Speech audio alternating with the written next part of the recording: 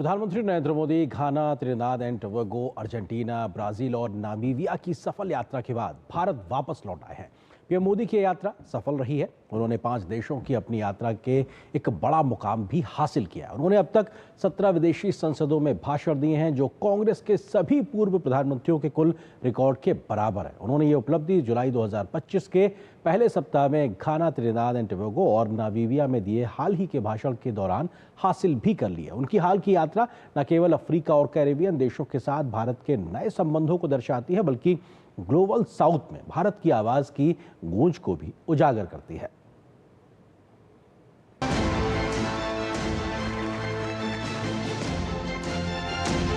एक लीडर 8 दिन में 7 फ्लाइट, 5 देश, 6 अंतर्राष्ट्रीय शहर, 4 देशों के सर्वोच्च सम्मान, 3 देशों की संसद में संबोधन, प्लेन में ही बीती 2 रातें।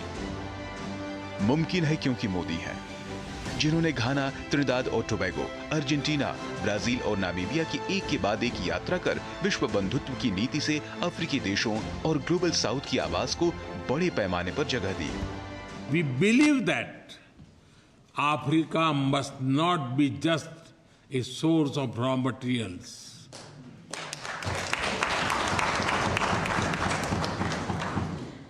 Africa must lead in value creation and sustainable growth.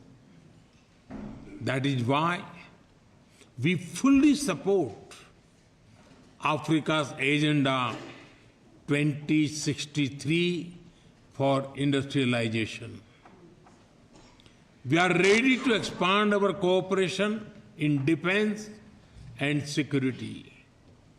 India values Africa's role in world affairs.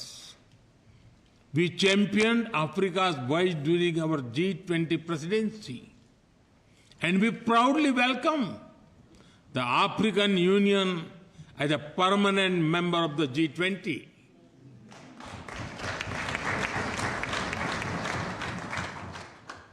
Friends,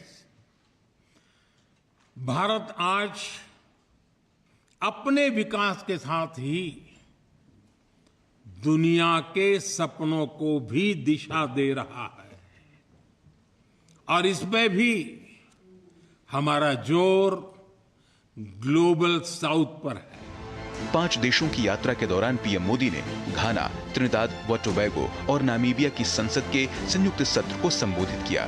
इस दौरान भारत के संविधान और इसके लोकतांत्रिक मूल्यों पर प्रधानमंत्री का विशेष जोर रहा।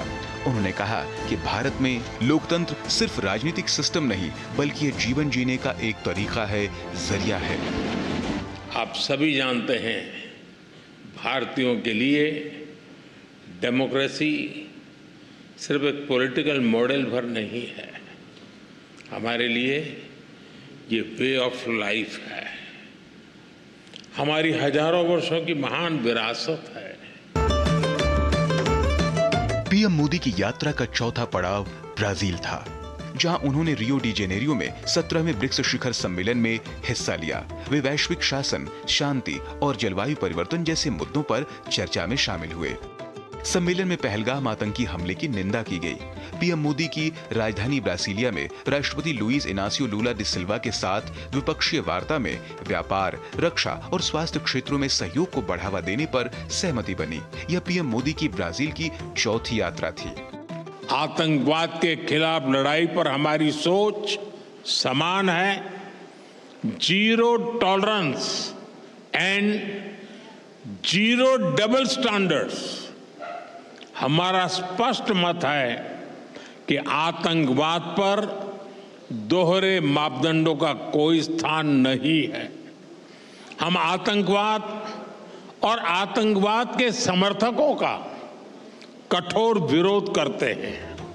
5 देशों की यात्रा के दौरान पीएम मोदी को घाना ने officer of the order of the star of Ghana, Trinidad and Tobago ने order of the Republic of Trinidad and Tobago, Brazil ने the grand collar of the national order of the southern cross और Namibia ने अपने सर्वोच्च नागरिक पुरस्कार order of the most ancient velvet Sachiya mirabilis से सम्मानित किया।